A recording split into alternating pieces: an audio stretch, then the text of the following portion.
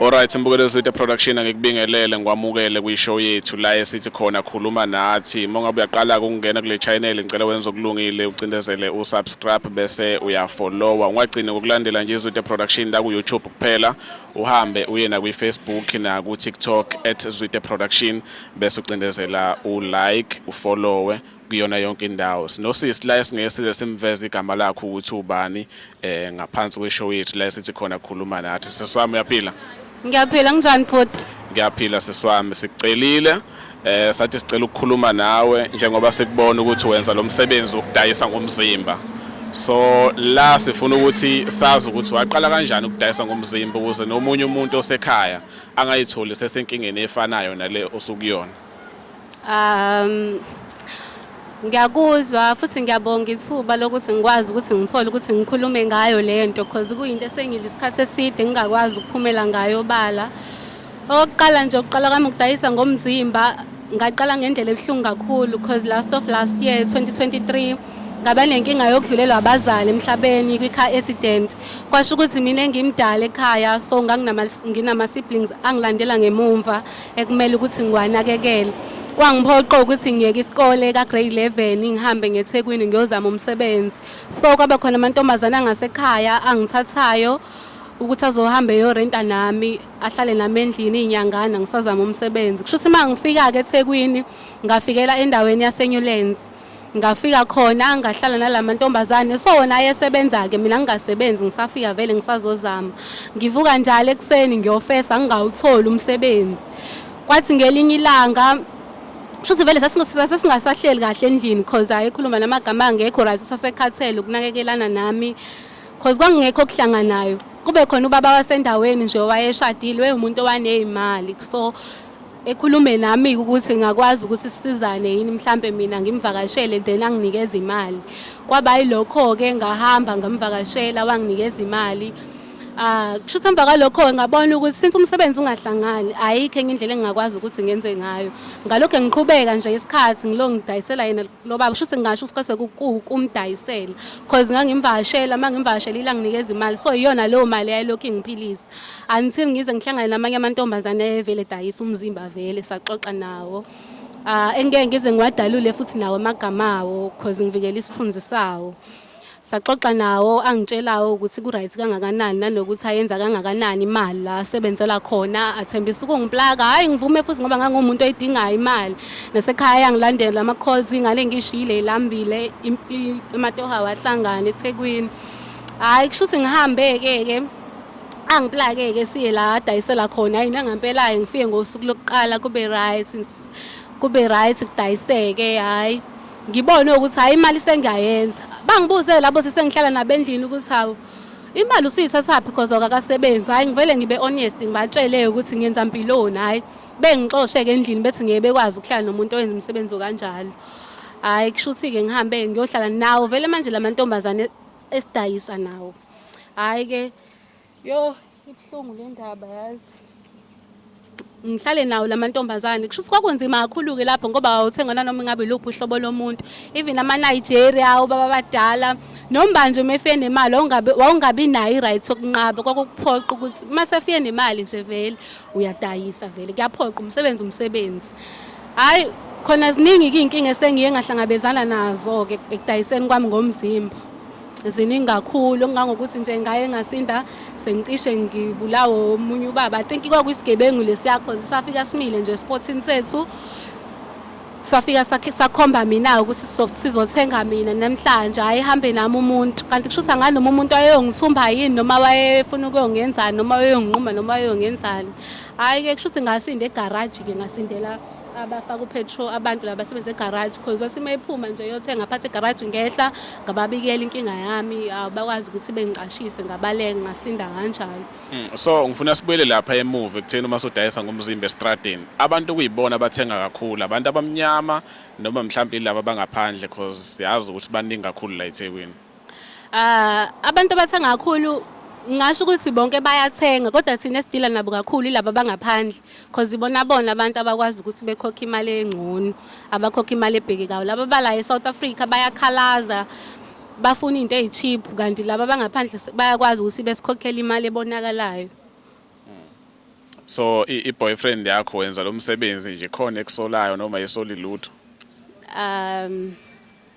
Ngasho ukuthi okwamanje ikhona ekusolayo kodwa noma phela ingekho-ke into ephathekayo kuyena kodwa ngoba ngey'khathi zantambama nje unokungangitholi efonini.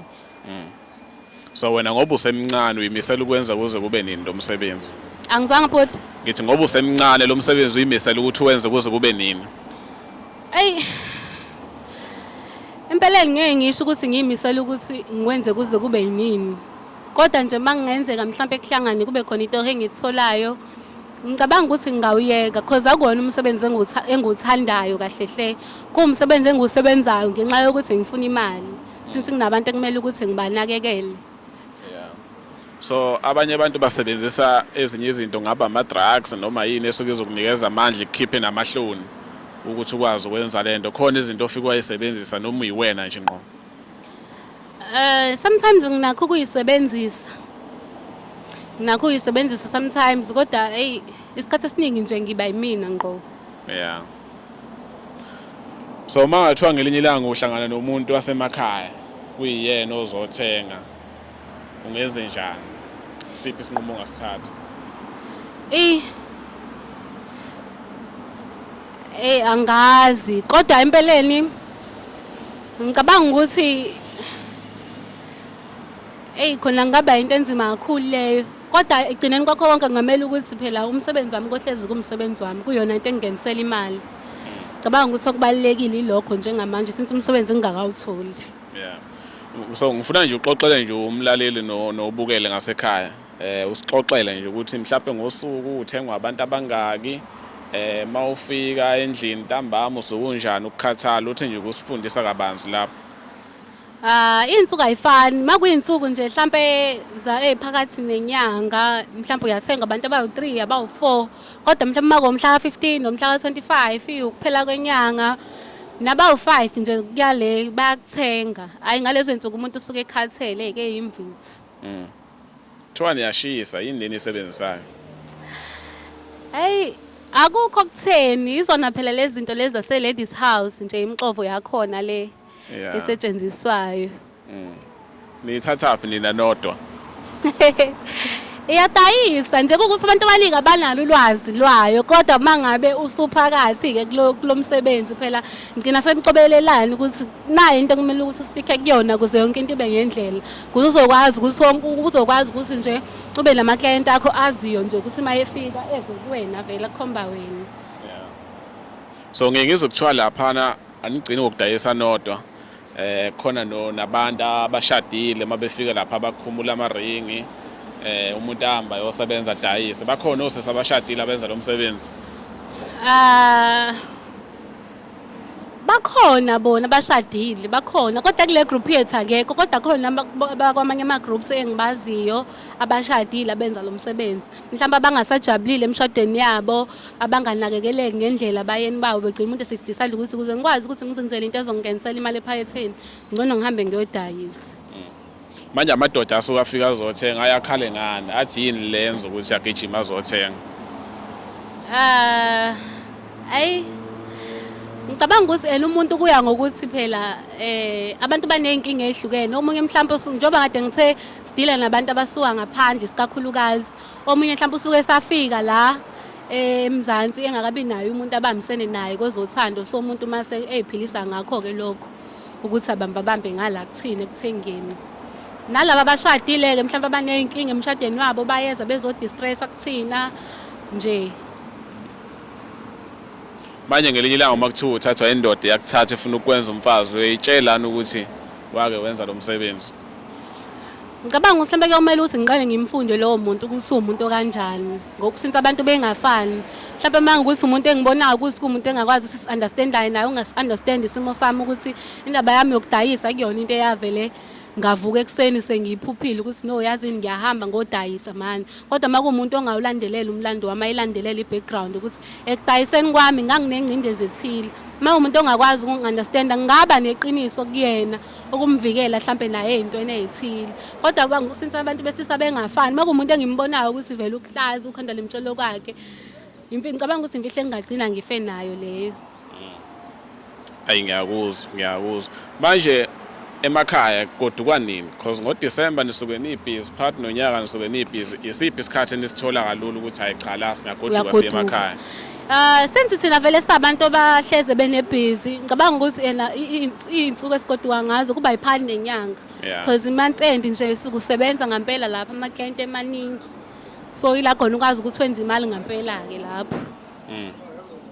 Manje wena uma usuke uyithulele nje wedwa ukwazi wacabanga ukuthi mhlawumbe noma wenza umsebenzi wezandla ofana nokuluka noma uyodayisa mhlawumbe amazambane otamatisi? Ayi bhuti wami kule mali engiyenza kulo msebenzi engiwenzayo ngiye ngibone ngathi uma ngenza leyo msebenzi kanjalo kuyofana nokuthi ngibuyele emuva. Iphupho lami kuye kuba yikhona nje ukuthi mhlawumbe ngithole umsebenzi alright noma mhlawumbe ngikwazi ukuthi ngiqale ibhizinisi elikhulu ezokwazi ukuthi ngenzele imali yangampela because kunzima ukusuka phezulu ubuyele phansi. Vele ngibone ngathi uzoweka empilweni. Abekha okuhlangane nabo mhlawumbe nanifunda nabo esikolweni abenza lo msebenzi? Okwamanje akekho engisengahlangana naye. Okay, so kunomuntu osekhaya naye osazokhuphuka ezeThekwini mhlawumbe athi uzofuna umsebenzi omunye uzofunda ikuphi wena ongamqwashisa kukhona ukuthi agade lokhu nalokhu nalokhu? Engingamqashisa kukhona ukuthi agade uhlobo labangani azozana nabo maye ngabe efika eThekwini. Akubona bonke abangani abalungile kunabangani abawushevu because nami even though ngangixakekile kodwa mhlawumbe makuthiwa ngalitholana nohlobo labangani aba-right mhlawumbe impilo ngangingayiqala ngendlela e-right mhlawumbe ngangingakwazi ukuthi ngenze imali ngendlela e-right kodwa ngaba nebhadi lokuthi ngidibane ney'thomi vele ezingekho right ezangibonisa indlela yokuthi mngani njengoba uxakekile nayi imali ekuyiyona nayi indlela ekuyiyona yona yokwenza imali yokuthi uthengise ngomzimba. Into engayitshela umuntu osasekhaya osanesifiso sokunyuka ezeThekwini ozozama impilo maye efika eThekwini akhethe uhlobo labangani azophila nabo. So laphana empahleni enigqokayo iziphi impahla enineshoyo ukuthi cha le mangiyifakile umuntu wesilisa ngeke angachazeki? Silokugqoka ama-G-string. Yeah. Bayachazeka kakhulu nama-heels nje bayachazeka kakhulu. Manje amaphara aneza njani senijwayelene ningochomi?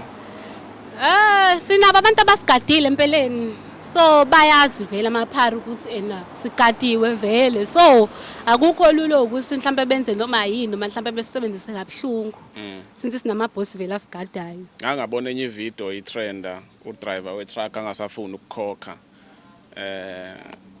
akwenzeki nihlangabezane nalezo inkinga lezo-ke nini enisebasha cause lo awayeyiphara wena ngiyakubona ukuthi awulona iphara akwenzeki ukuthi mhlawumbe ulale nomuntu uthola ukuthi umuntu akasafuni ukukhokha?